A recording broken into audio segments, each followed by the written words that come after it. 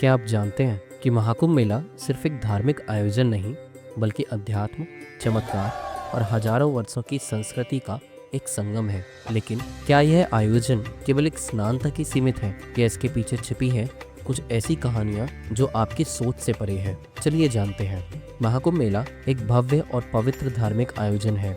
यह तब होता है जब जुपिटर सूर्य की एक विशेष परिक्रमा पूरी करता है। लेकिन यह सिर्फ खगोलीय घटना नहीं है, यह करोड़ों श्रद्धालुओं की आस्था का सबसे बड़ा मंच भी है। गंगा, यमुना और काल्पनिक सरस्वती के संगम पर लोग स्नान करने आते हैं। ऐसा माना जाता है कि संगम में स्नान से इस जन्म के पाप खत्म हो जाते हैं, जिसके चलते यहाँ इतने करोड़ों हिंदू श्रद्धालु स्नान करने आते हैं। लेकिन सिर्फ श्रद्धालु ही नहीं, इस मेले में बहुत सी पवित्र आत्मा, महापुरुष और हजारों ऐसे साधु महात्मा आते हैं जो कि कई दशकों से डीप हिमालय में तपस्या कर रहे हैं। कुंभ का प्रमुख आकर्षण नागा साधु, अघोरी और अलग अलग अखाड़ों के साधु होते हैं। और मजेदार बात यह है कि स्नान का पहला अधिकार भी इन्हीं साधुओं को दिया जाता है। हर 12 वर्षों में भारत के 4 पवित्र स्थलों प्रयागराज, हरिद्वार, नासिक और उज्जैन पर इसका आयोजन होता है। लेकिन इस बार प्रयागराज में होने वाले आयोजन को लेकर खास तैयारियां की जा रही हैं। और इस विशाल आयोजन को सफल बनाने में उत्तर प्रदेश सरकार काफी महत्वपूर्ण भूमिका निभा रही है, जिसके लिए सरकार को हर स्तर पर बारीकी से योजना बनानी और उसे लागू करना होता है। इसलिए जब तक यह कुंभ आयोजन चलेगा, प्रयागराज को टेम्पररी जिला बनाया गया है।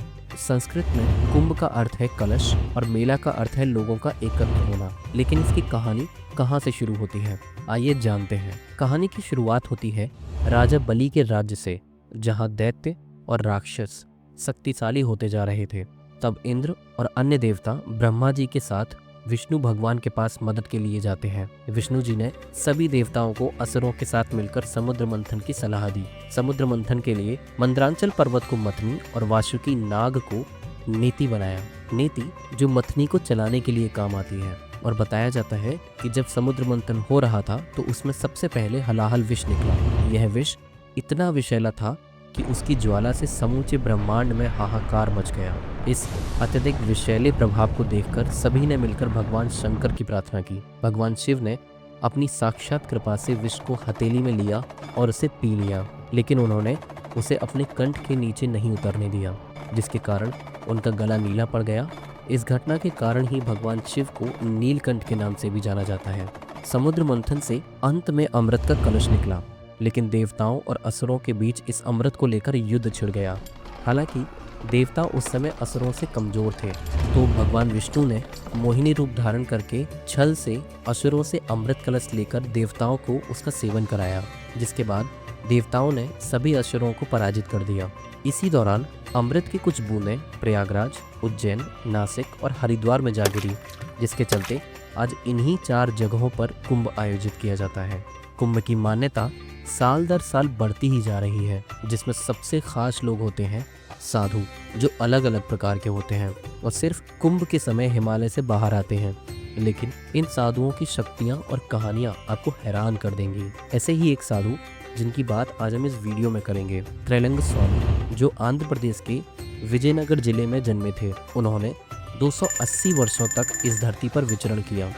वाराणसी के 80 घाट पर उन्होंने जल समाधि ली, लेकिन उनकी चमत्कारी शक्तियों की कहानियां आज भी जीवित हैं। अपने तप और साधनाओं के द्वारा त्रैलंग स्वामी ने कुछ शक्तियां प्राप्त की थी, जैसे कि आनिमा, शरीर को सूक्ष्मतम आकार में सिकोड़ना; लघिमा, वजनहीन होना; महिमा, शरीर को अनंत आकार से विस्तारित करना; गैरिमा, अनंत रूप से भारी होना; प्राप्ति, किसी भी स्थान पर टेलीपोर्ट करना; प्राकाम्य, जो चाहे वह प्राप्त करना; वशित्व, सभी चीज का नियंत्रण जिसमें पंच तत्व भी शामिल हैं; और ईशित्व, सर्वशक्तिमान होना।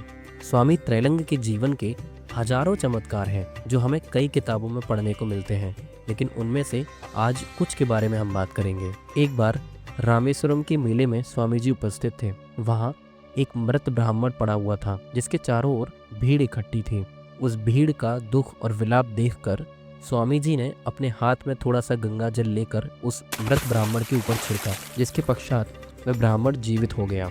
और फिर स्वामी जी बिना किसी चर्चा के वहां से चुपचाप चले गए। उन्होंने अपने जीवन का ज्यादातर समय बनारस में बिताया और उनकी विनम्रता और शक्तियों ने उन्हें वाराणसी का सचल विश्वनाथ बना दिया। और इसके बाद स्वामी जी नेपाल के एक घने जंगल में शरण लेने गए, लेकिन सांपों और जंगली जानवरों से भरे स्थान में भी उनकी उपस्थिति छुप न सकी। एक दिन नेपाल के राजा के सेनापति ने शिकार के लिए जंगल में प्रवेश किया। उसने एक बाघ पर निशाना साधा, लेकिन वह चूक गया। डर से बाघ जंगल के गहरे हिस्से में भाग गया और शिकारी घोड़े पर सवार होकर उसका पीछा करने लगा। लेकिन वह अचानक रुक गया जब उसने देखा कि बाघ एक बड़े शरीर वाले साधु के पैरों में बैठा हुआ है, जो दिव्य रूप में प्रतीत हो रहा था, जैसे वह स्वयं भगवान शिव हो। और सेनापति ने देखा कि साधु ने बाघ को प्यार से थपथपाते हुए उसे शांत किया। वह साधु और कोई नहीं बल्कि महान त्रैलंग स्वामी थे। स्वामी जी ने उनकी उलझन को समझा और शांति से उन्हें आवाज दी।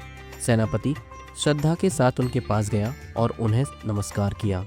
स्वामी जी मुस्कुराए और बोले, मेरे बेटे, डरने की जरूरत नहीं है। बस बाघ के शांत व्यवहार को देखो। तुमने इसे मारने की कोशिश की थी, हालांकि यह जानवर अभी तुम्हें मार सकता है। बस यह समझने की कोशिश करो कि कोई किसी को नहीं मार सकता। बाघ अहिंसक हो चुका है। अब तुम भी अपने मन से हिंसा की लालसा को निकाल दो। किसी को अपना दुश्मन मत समझो।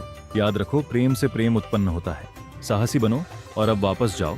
कुंभ मेला न केवल आस्था और श्रद्धा का संगम है, बल्कि यह अध्यात्म और ज्ञान का महासागर भी है। और साधु महात्माओं की उपस्थिति इसे और भी अद्वितीय बनाती है। त्रैलंग स्वामी जैसे महान साधु हमें सिखाते हैं कि जीवन केवल भौतिक नहीं बल्कि आध्यात्मिक ऊंचाइयों को भी छू सकता है। स्वामी जी के बारे में कई महान हस्तियों ने लिखा है और उनसे परिचय भी किया है, जिनमें से एक थे परमहंस योगानंद, जिन्होंने अपनी ऑटोबायोग्राफी ऑफ योगी में त्रैलंग स्वामी जी के बारे में जिक्र किया है। स्वामी जी जैसे अनेक साधु महात्मा हर बार ऐसे कुंभ आयोजन में आते हैं, जिनका आशीर्वाद लेने करोड़ों श्रद्धालु भी आते हैं।